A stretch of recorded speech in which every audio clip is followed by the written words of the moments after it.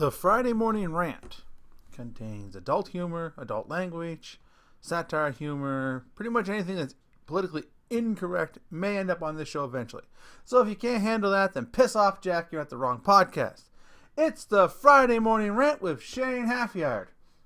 It is Friday, January 17th. Wow. Nearly 3 weeks into the new year. Pretty good, eh?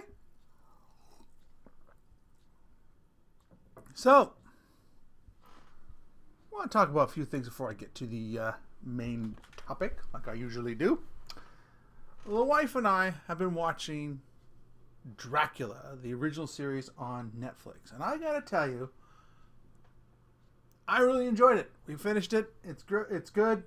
It kind of gave me, like, the character playing Dracula kind of gave me the vibe that it was like there was showing some, like, a throwback to the Hammer films, Dracula, the black and white Dracula. He kind of gave that look to me. I don't know if it's just me.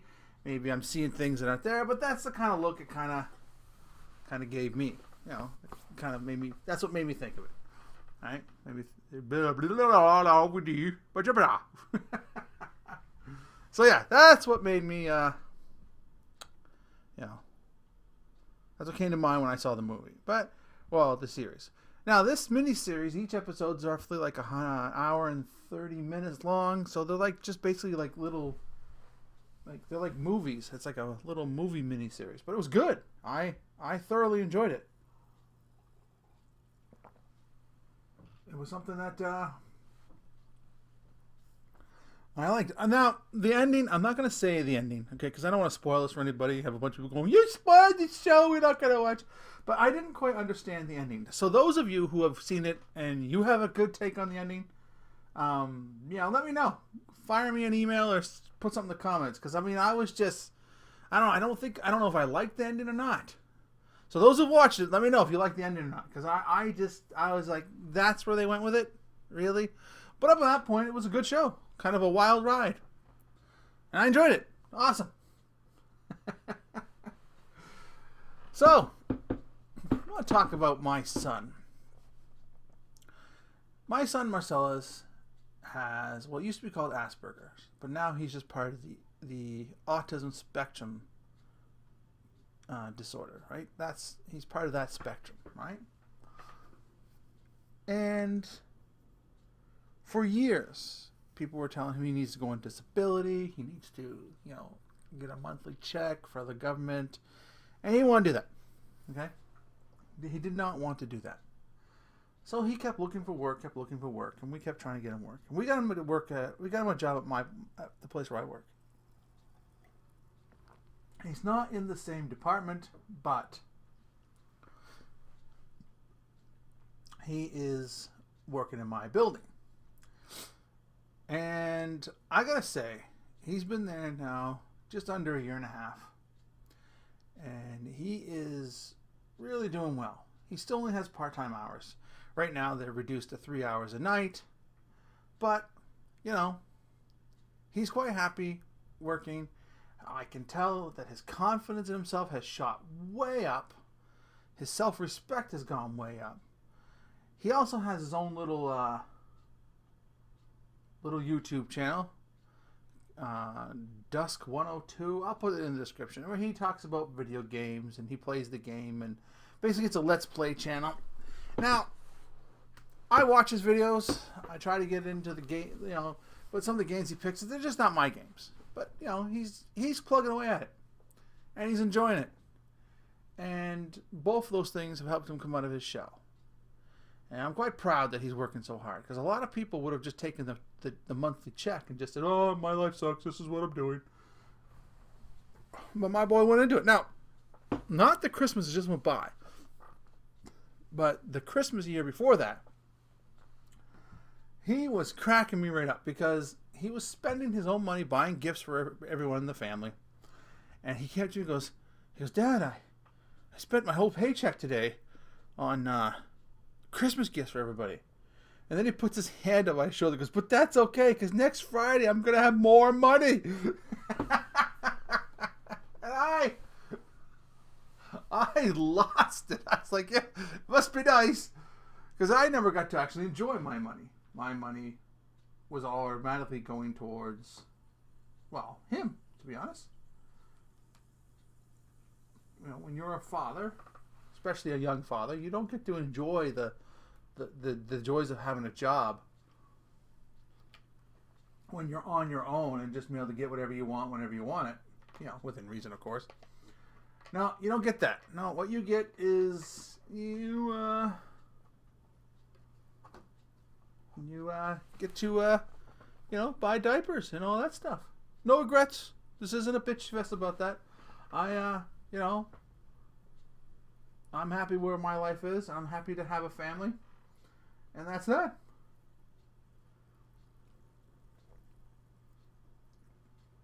But I was talking to him the other day.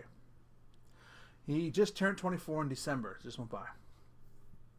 And I said, son, when I was your age, you were 6. And he goes, I was? I said, yep. You imagine having a 6-year-old boy at your age? And he goes, no. No, I can do without that. So, yeah, he's starting to catch on now that, I had to do a lot to get him the things he needs. And he's coming at that age where he's starting to understand that, his father had to sacrifice stuff for him, and he's starting to show a real appreciation. He's a big help around the house too. And him and his youngest sister are like peas and carrots. They're always playing video games together, hanging out, laughing, carrying on. And I think that's wonderful. I'm very pleased with how he's turning out. I'm pleased with all my kids, but I pick on Marcellus quite a bit at home, playfully, and he laughs, we joke. I wanted to let him know that, and, let everybody know that, I'm quite proud that he's my boy and he's working hard. So enough of that sappy stuff. So, Trump. Now, first of all, put down your torches and pitchforks. I'm not saying I support him or care about him either way. But he's being impeached, okay?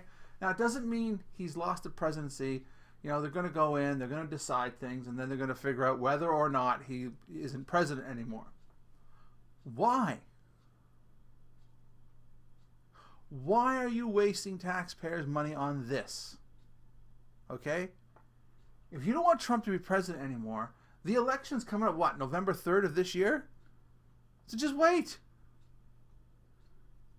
Just ride it out. I mean, the amount of the amount of money it's going to cost the taxpayers to impeach him, and then get the other president, the runner-up, the vice president in charge, and then still have the same election that's going to happen on November 3rd, isn't it? November 3rd? Yes, November of this year anyway. So why bother? Okay? Now, if you love him or hate him, he's probably done some good, he's probably done some bad. But I think every president has done some good and done some bad. So why are you having a big deal out of it? Right? Let's take a step back, let it go, and let this thing ride out. That's my opinion. This is what I think should happen. Make sure he doesn't get reelected. That's it. That's all you have to do.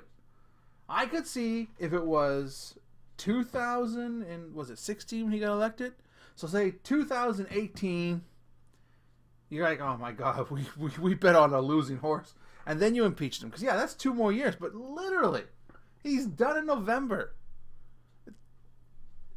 I don't know. Like I said, it just seems like a huge waste of money to me. But that's just my opinion. I'm not a politician, and I'm not an American citizen. So my opinion doesn't mean jack shit. But there are people out there who love Trump. Okay? My mother loves Trump. My mother thinks Trump walks on fucking water. But my mother is one of those people that believes in all these multiple conspiracies. Okay? And I try to talk to her about stuff. Right? I did. And Mom, I'm not picking on you. I'm just telling my side, so, don't run me down with your car. Still love you, Mom. But I figured if you can be open about your political views and your conspiracy theories, I can be open about my opinions on them. Okay? All right? Okay. So, the way my mother talks is like, it's almost like the whole world is out to get you. Okay? Now, she's not crazy. Okay? This is not, I'm not putting her mental issues, I'm not saying she has mental issues about this, because I honestly believe that very smart and intelligent people can believe in some of these conspiracies because they want to believe in them. They want to believe that the whole world is out to get you and that you got to be careful and look out for it. Okay? That doesn't make them crazy. It doesn't make them stupid. But it does make them biased on some things. Because, now, I don't believe my mother has ever said this to me, but I talked to someone who honestly believes that the moon landing has never happened. Okay? They believe it just didn't happen. Right? We've never been to the moon. Or at least when they said it happened. Well, there's this video called Adam Ruins Everything, and he talks about that. And he talks about how it would be more expensive back then to film a fake moon landing than it would have been to actually go to the moon. And he talks about certain laser lighting you'd need to mimic in the moon and stuff like that. And they were just so much money. It would just cost more money to make the fake movie than it would be to go to the moon. And that's amazingly, and I explained this to that person, and they were just like, and well, that's what they want you to think. And there lies the counter argument of all counter arguments. All right? This is the same thing as because God wills it. Okay? When you cannot come up with a decent argument, a decent way of making sure that the person understands your point of view, you lash out and say such things as, well, this is the way God wants it to be, or this is because that's what they want you to think. So if you have evidence, okay, or even just logical thought process of an argument, and you say, no, I don't think this exists, don't you think this would happen? They'll say, oh no, that's what they want you to think. Because they're trying to hold us all back, man.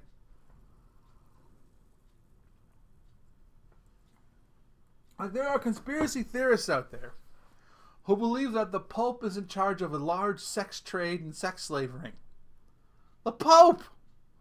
Do you know how old the Pope is?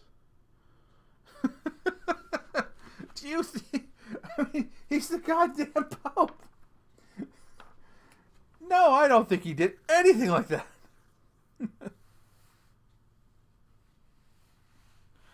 Not even close. But that's just, again, these are just, I just don't think it's logical.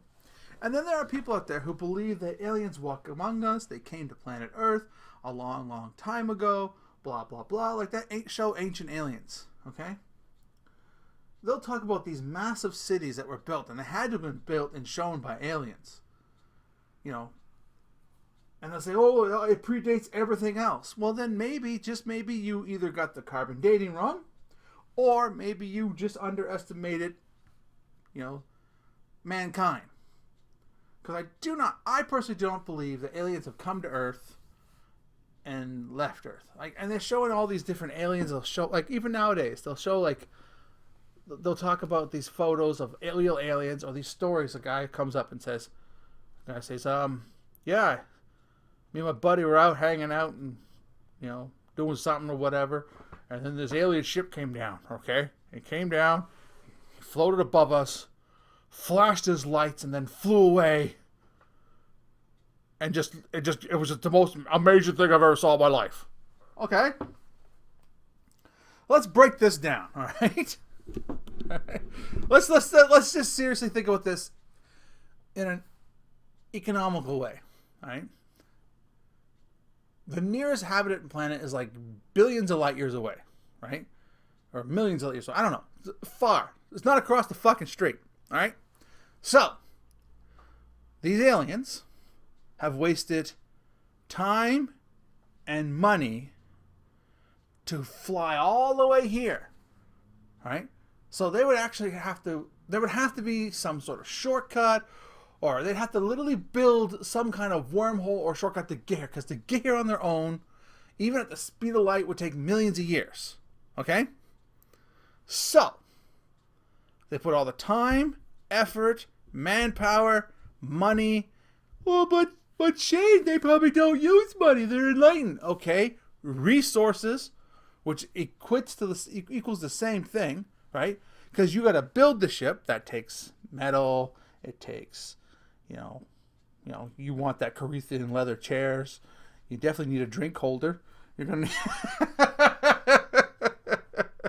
need a pot to piss in. Okay, there's a lot of things you're gonna need on this goddamn ship. Okay,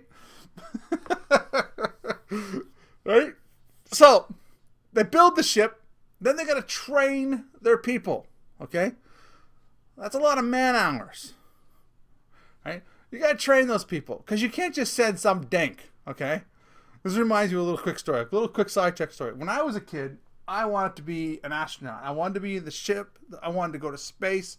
I even told my guidance counselor that. My guidance counselor said, well, first of all, you don't have the grades. And second of all, your poor vision alone would keep you out. Even if you managed to bring your grades up, your poor eyesight would make it so you could never be on the ship.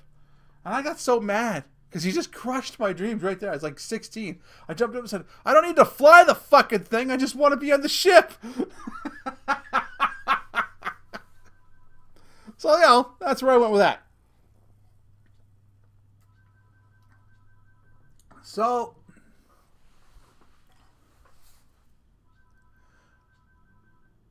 where was I? Oh, yes. So, you got to train the guys, okay?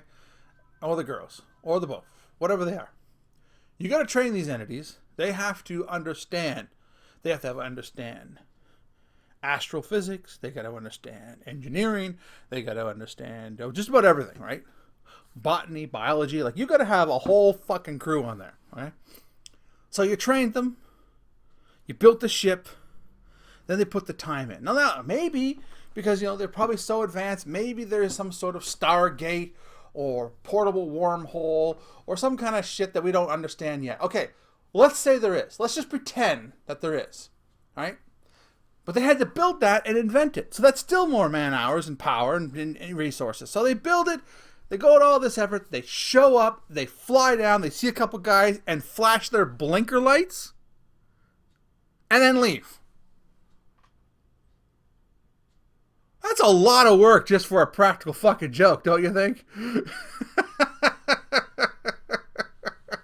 Like, don't you think that's a bit?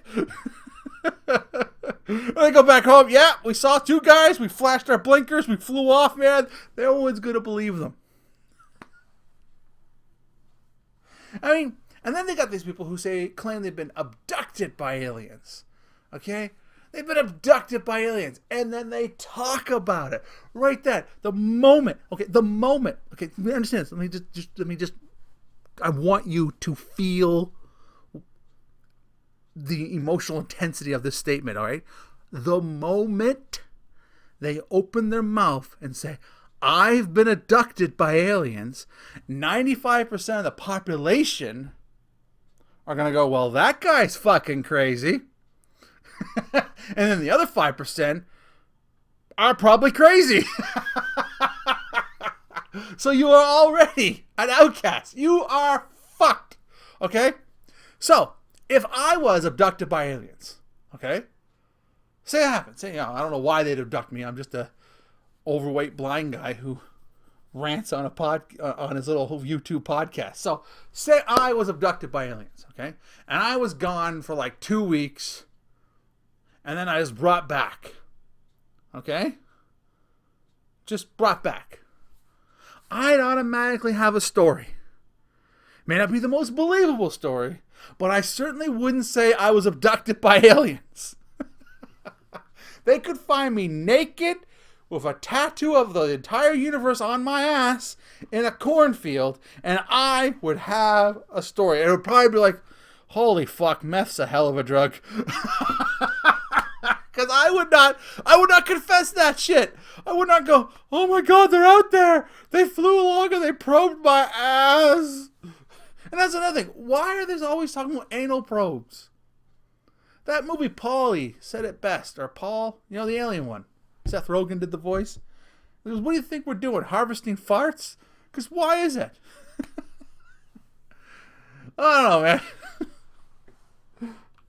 But this argument I had with someone about aliens being on Earth. They were talking about how aliens came to Earth thousands of years ago, and they used us as slave labor, and they saw us as, nothing more than animals, okay? And then this person said, but then one day we rose up and we drove them off. With what? What did we drive the aliens off with? When they say they came, we had... Let's just skip ahead and say maybe we had bronze or basic swords, right? Some metal, some iron, okay? These people have unlocked the powers of the cosmos, the secrets of travel through time and space to come to us. And then they went, oh shit, he's got a sword. I mean, all I got is his death laser. But I better go. And let's just say, hypothetically, that these aliens were fragile, frail creatures. Okay? Easily overpowered by a human. Let's just say that. It's possible. Because physical appearances, physical physiques can be different, universally. Okay? So let's just say these aliens are tiny, weak, frail creatures. And we could outpower them in a hand-to-hand combat for somehow. They left their death lasers on the ships. Okay? Right? And we were outpowering them. Well, they still, even if they flew away, you're telling me? I mean, we mastered bombing the fuck out of people from the sky during World War I. Right? Totally mastered it. Bombed the shit out of everything. So you're telling me that these aliens wouldn't get on that ship and go, well, this village uprose against us. Now there's a smoking hole where that village is. We will show this to other villagers, in case, in other towns and other places. So in case they get that smart fucking idea of, rising up against us again. I mean, that's what they would do. Earth, our planet Earth, our mother, our home, our protector, is a jewel in this universe. Okay? You need to remember that and realize that. You're telling me that if an alien race came here, they wouldn't keep it? All the resources this planet has? And they wouldn't keep it? Fuck that.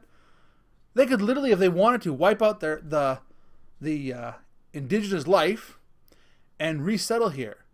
Or just mine the fuck out of it. Water is valuable. The ore is valuable. The wood, everything is valuable. And they would have that, and they would need that. So there's no way they'd give up this jewel. It wouldn't happen. No fucking way. And they go, well, they walk among us. Why? If they're already superior, they should have taken over. And if they had taken over us back when we were just a bunch of, cavemen, or even slightly more evolved than that, they could have made themselves gods, and they could have made us their slaves, and they could have made us, we would have grown up thinking this is the way it is, right? And we would have just been, oh no, they're superior, we'll do what we want, and it would have happened, right? It would have been done. Now, but when you try to say these points to any conspiracy theorists out there who believe in this, the first thing they'll say is, well, that's what they want you to think. Why do you think you're working a 9-to-5 job every day? Because you're doing that for the alien overlords. And they believe that the government is trying to keep you down, trying to keep the poor poor and the rich rich. Well, in some ways, maybe. But more and more people are becoming more and more financially successful nowadays. All right? And they're finding creative ways to do it. I mean, YouTube alone has proven that anybody with an idea, a good personality, and the ability to learn from their mistakes can make a fortune off being on YouTube. I am not one of those people, apparently. So, I do not believe that... I don't believe that people are actively trying to keep the poor poor. Right? I think what happens is a lot of people who stay poor are people who spend more time focusing on status symbols. Like, I find that the people who really care about such things as, like, brand name clothes or any other status symbol are the poor. They're the ones that want to buy it. They're the ones that want to wear it. Blah, blah, blah. Because it's like I don't know. I'm not sure why they do it. But it seems to me that it's more like if they're not going to be rich, they want to look like they have money. Right? And that's just a waste of time, effort, and energy. I don't think I have anything brand name. Of course, I don't know. I don't do my shopping, and I don't really follow the brand names. My wife does all my clothes shopping. I don't even know my sizes. All I know is when there are holes in my socks and underwear, within a couple days, those socks and underwears are gone and new pairs appear. So that's all I really know. I opened the fridge and there's food in it. I don't know how it all gets there. But that's what's going on. Yeah, so there's a whole lot of crazy conspiracy theories out there, and it's just remarkable how people will fall into it and believe in it. And I think partly is because their life is boring, or they feel their life is boring. I don't believe anybody's life is really boring. I think boring just means that no one in your family has died yet, or no one has had a horrible accident, or so I honestly think that don't crave for those interesting times, right? That's an old curse. May you live in interesting times, and there's a reason for that, because most often the interesting times is a death in the family, an accident, people losing their jobs. So I'll take boring any day. But I think they feel that their life is boring, so they see these conspiracy theories and they go, "My God, that makes sense to me." And they will wrap up. They make it look like it makes sense, right? And when you argue it, again, their fallback is they'll have counter arguments. They'll say, "Oh no, it's this," and they'll have an argument here and an argument there. But then when they realize they're starting to run out of material, they'll go, "Well, that's what they want you to think." So my advice is, if you have any loved ones that are conspiracy theorists, just let them talk. My mom believes in a lot of things, and she thinks she's enlightening me and she's educating me about all this stuff, but she's not. I just let her talk. I let her talk because she needs to get it off her chest, and I treat her with respect on that aspect. I don't say, "Oh my God, you're fucking stupid." No. I just let it go. If she asks my opinion on it, I give it to her. I say, "No, Mom, I don't think it's that way, and this is why." And,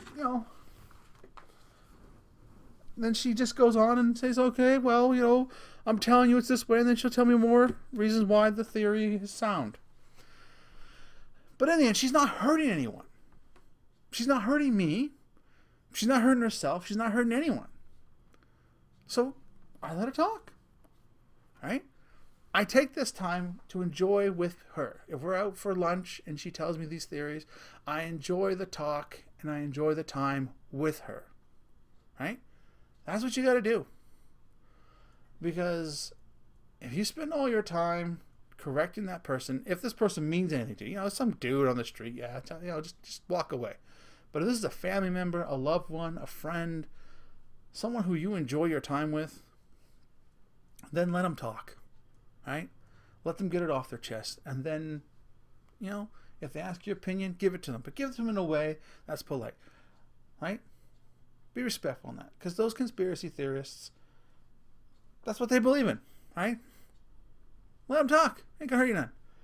Like my daughter, she talks about Pokemon, my youngest one. She talks about Pokemon all the time. I don't give a shit about Pokemon. But I love my daughter. That's what she's into. I listen. Right? It ain't hurting nothing. Same thing. You got a mother, a father, a brother, a sister, an uncle, a best friend throughout the years, and they start believing these conspiracy theories, let them talk. If they ask your opinions, be polite. Just point out to them, this doesn't make sense, and this is why. And if they don't want to hear it, just let them talk. That's my big advice about that. When you're dealing with conspiracy theorists, let them say what they need to say. Okay? Because in the end, it ain't hurting nobody. It's only taking a little bit of your time. And they're going to feel respected, valued, and important to you. And that's important. Right? Everyone needs to feel that. Well, that's all I got to say about this matter. I mean, I'm not a doctor or nothing. I just go by my own experience. And my own experience is I could argue with my mother. I can argue with my friends who believe in this stuff. Or I can let them talk, enjoy their company, and we talk about other stuff. Like I have another friend.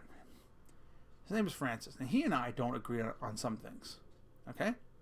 But he's one of those guys. And he's a good friend of mine. I enjoy his company a great deal. In fact, my one regret is I don't get to see him that often because he lives a little ways from me and cab fare has gotten crazily out of control. So if I'm going to pack up my wife, my kids, my family, and go up and visit him to take a cab up there, it would cost about $17.50 there and $17.50 back. And I just don't have that kind of dough. Otherwise, I'd be up there often. And he's in the same boat. He doesn't drive. And he's retired now. And he can't just take a cab down here. Because again, it's expensive.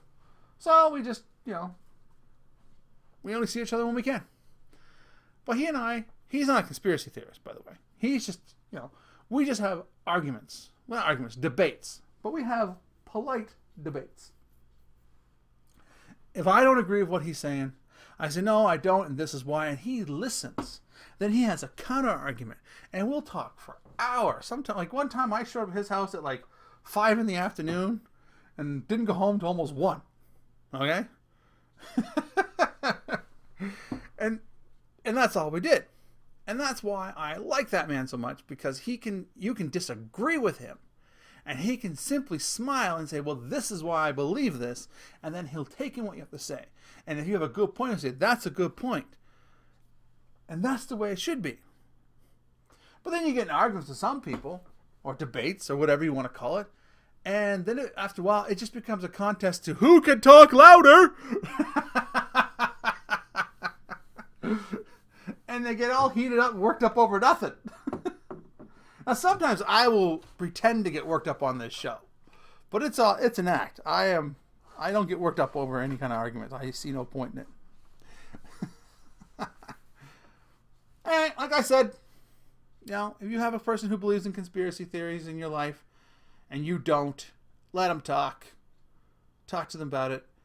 Make them feel valued. Because in the end, we're in this together. That's all I got to say for this week. Before I go, I will talk about the contest again. The contest is going again this year.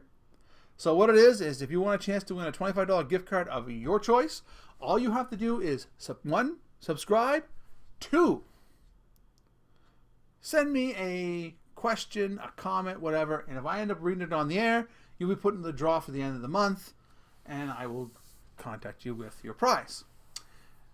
This also, every time you enter, you get automatically put in for the grand prize of a $100 gift card of your choice in December, just in time for Christmas. I know I'm not talking about Christmas just yet. I'm just saying that's what it is. So all you have to do again is 1, subscribe, 2, leave a comment down below, or email me at shanehalfyard@hotmail.com with your question, comment, or concern, and I will read it on the air. And that's it. Pretty simple. It's a quick way to have a chance to win $25 or $100. But actually, I'm thinking about it, and I'm going to have an announcement by the end of the month. There may be an increase in prize money for the end of the year. Fingers crossed. We'll see what we can do. Anyway, if you enjoyed this little rant, please hit that subscribe button. Share it with your friends. And have a good day. Talk to you next week.